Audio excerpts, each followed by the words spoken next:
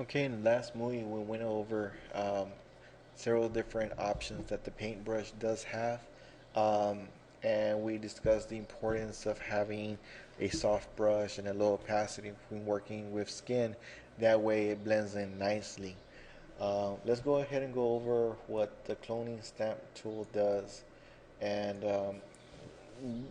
what you want to do with the cloning stamp tool. You want to also have the same options, and it gives you, as you can see, also the options hardness. You can go ahead and blend in different modes, but for the most part I have always used it on normal and not another blending mode. It may come, or it may be helpful to experiment what other blending modes does for you, but for the most part I'm going to go ahead and have it at opacity 100 and normal, and that will allow me to go ahead and sample different things. Like, let's say, and again, we were working in flowers, I want this flower up here, and this allows you to go ahead and have that flower up there, because you're basically getting just a sample of this layer and you'll put it on this part. So again, very interesting. um, I'm not gonna go ahead and go over the history brush tool or the eraser tool, and the reason behind that is I don't want photographers that go ahead and look at his training videos to go ahead and start picking up bad habits. I want to go ahead and pursue or have them work in layers and get away from working on just a single layered image. And I think that the history brush tool and the eraser tool go ahead and make you use bad habits and keep you from being very creative and working with multiple layers. So by not discussing them, it actually will be a more better experience for you using Photoshop. We'll go down to the gradient tool. Um, and when you select the gradient tool, you have, and of course, I'm hoping that you have picked up the pattern that every time you select something new, uh, you have this little menus that keep on changing with every tool that we select.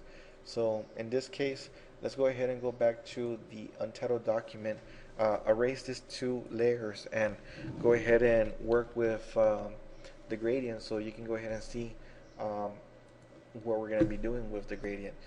You already have a lot of presets, and you can go ahead and create your own gradients and add them onto your presets and save that as an external file, so you can go ahead and go back to it if you happen to go to another computer that has Photoshop and you want to use your own gradients. For now, we're going to go into this gradient, and I'm going to click on here, and here's your gradient editor.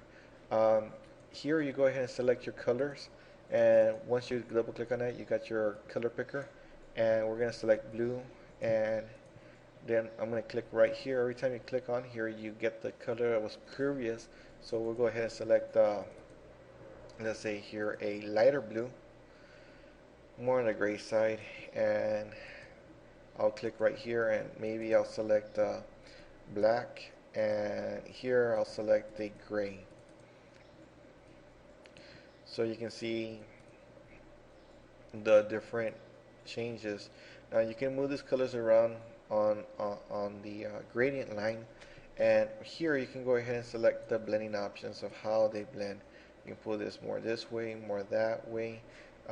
If you leave it right in the middle, it does a nice little blend. So now let's go ahead and select OK. So here you got different options. So the very first option is it's just a straight gradient. So if you go ahead and hold the shift, you can do a straight line and see all the colors that we have chosen. So you can see how they act in a relationship to each other. The next thing is that here, this one actually, if you go ahead and pull up, you see that it works as a circle. So you can again see that inner, um, you can pull out, and it's going to remain the same. This one is a blender. It works very well, but it blends and then it stops. So whenever you're doing something like this, make sure that the last color that you have on opposite ends are the same. So in order to come back here and just select this blue, and let's go ahead and click on here and get that blue in there. When you use this option right here, it actually does a real nice blend on there, and you don't see that strong edge that it had because the colors were different. Um, this one is just an overlapping of sorts, and here you have your diamond patterns. So it has different options. You can go ahead and tweak it around. Um, you can actually reverse the gradients to go ahead and create different effects. So it all works very well. Let's go into the dodge and burn. Now, dodge, the way it works is that depending on what you're selecting, you can go ahead and select to dodge certain things. Like I have here selected 24. I choose 100%. It's going to give me a stronger uh, dodging than if I were to select 50 or something else. And here it's going over only midtones. If I select shadows, it'll go over just shadows, um, but it won't affect the lighter tones. Uh, Highlights, you'll only select the highlight part. So you can go ahead and do dodging and be very selective. And new to CS4 and continue on CS5, we have protect tones. And that's just to go ahead and keep it within the same color so the colors don't shift as much. Um, when you use burn, it gives you the same options again, mid-tones, exposure. So this darkens up the image actually. So this is where you call your dodging and burning.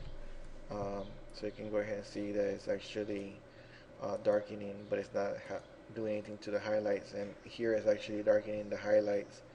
So it's very selective.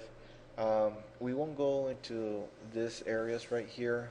Um, and the very last thing is the hand tool. You can go ahead and move the document. If it's a floating document, you can, and you zoomed in here, you can move this around with the hand tool. And that way you can position yourself where you want it to be. Now, I know I have the navigator up, and in the navigator you can actually zoom in and zoom out, uh, depending on where you want to be with the hand tool. One of the things is that I also like is that I do use the Wacom tablet, so you do have a rotation tool, and this actually rotates the document on an axis. So you can go ahead and use the Wacom tablet, so you can go ahead and do your painting and so forth. Once you finish with that, you can go ahead and reset and it goes back to normal. It's not a rotating tool that will go ahead and stay once you rotate it forever. It's just so you can go ahead and rotate when you're going to be painting with a Wacom tablet. Then you got the magnifying tool. If you go ahead and hold the mouse up and down, you can actually go ahead and zoom in and zoom out. Or you can go ahead and press the Alt button every time you go ahead and click it. Zooms in, and every time you click, every time you click with a plus sign, you zoom in. Every time with a minus sign, you zoom out. So those are toolbars, and I'm going to close this document down because we already did a lot of different things to it. And I'm going to go back to this untitled document, and I'll go ahead and close this up, and we're going to go ahead and work back with the CR2 image. And we are going to go ahead and start discussion. Going to discussion what is the image adjustment panels, what they do, and then I'll go ahead and discuss the adjustment layers and why those are helpful.